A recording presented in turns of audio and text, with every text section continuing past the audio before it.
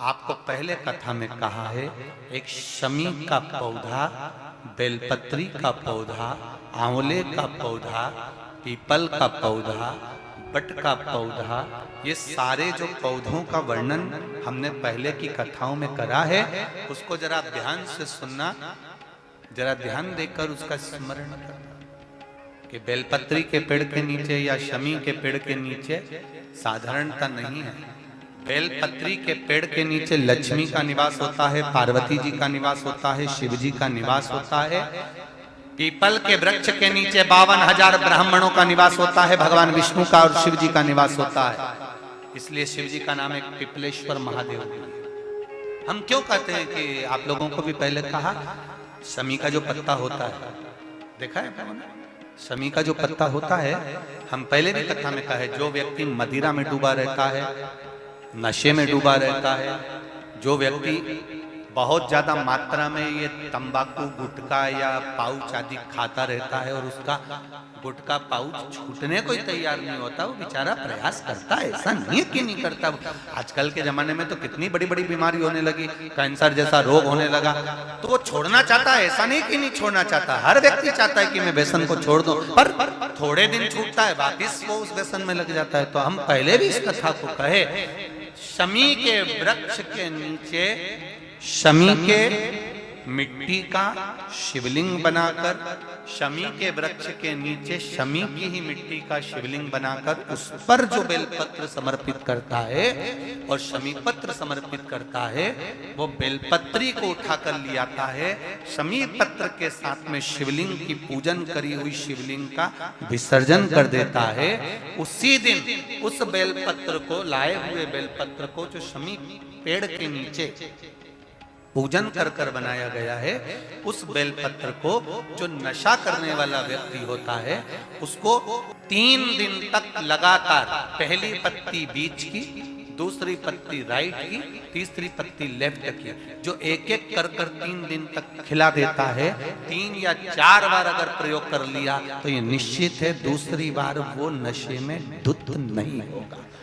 शमी वृक्ष जो शंकर भगवान का अड़भंग स्वरूप जहां विराजमान, थोड़ा मदिरा पान करने वालों के लिए, व्यसन करने वालों के लिए, थोड़ा गलत कर्म करने वालों के लिए थोड़ा सा और बहुत जरूरी है। मेरा नवयुवक बेटा बेटियों से ये निवेदन रहा है और आज फिर कहता है, आप तंबाकू खाते हो, आप गुटखा खाते हो, आप पाउच खाते हो, आपसे निवेदन है, ये समझ लीजिए कि आप मौत की सीढ़ी पर अपना पांव रखना प्रारंभ कर दिए हो और मौत की सीढ़ी पर पांव रखा और कभी भी कोई बड़ी बीमारी आपको किसी भी समय पर घेर सकती है। नवयुवक बच्चों से निवेदन, युवान बेटा बेटियों से निवेदन है, हम सुपारी खाते हैं या कोई सामान खाते हैं, बार बार हमारा गाल कटता जाता है, फिर ठीक होता है, फिर कटता है, फिर ठीक होता है, फिर कटता है। दांत में, जबड़े पर और गाल में झार झार सी पड़ने लगती है।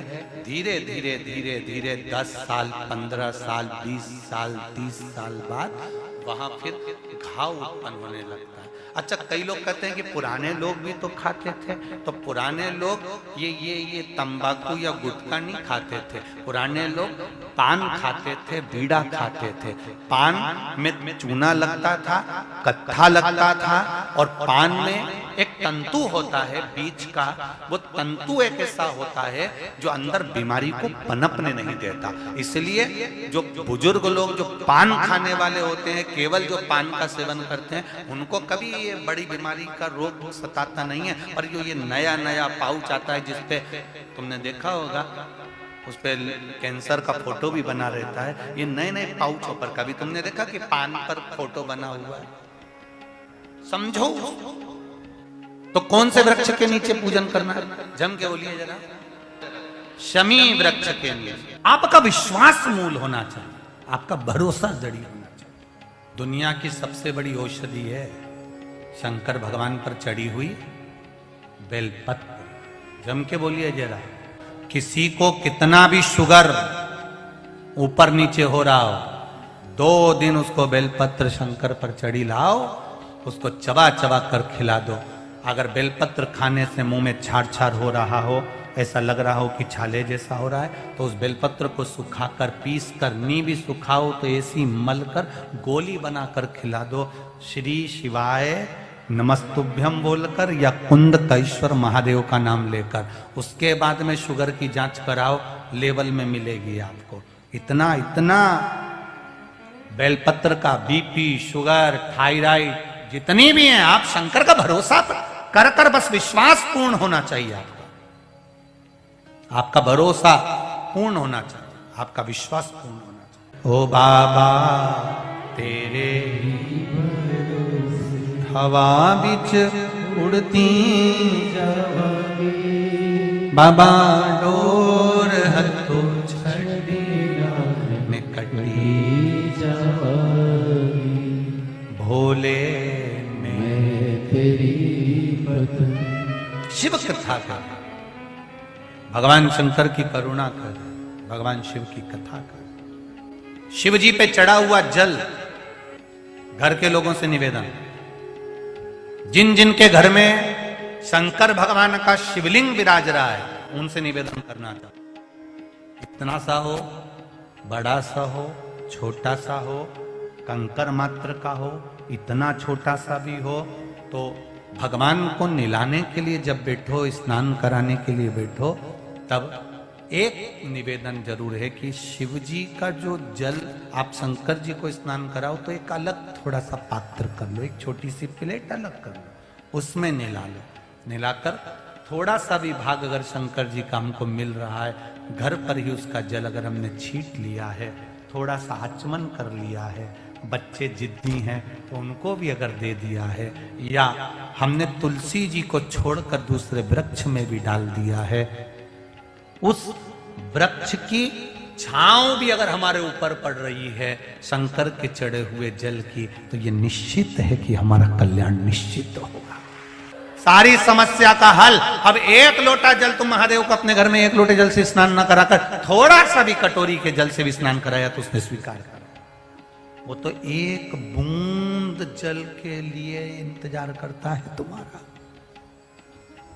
एक बूंद जल दे दो।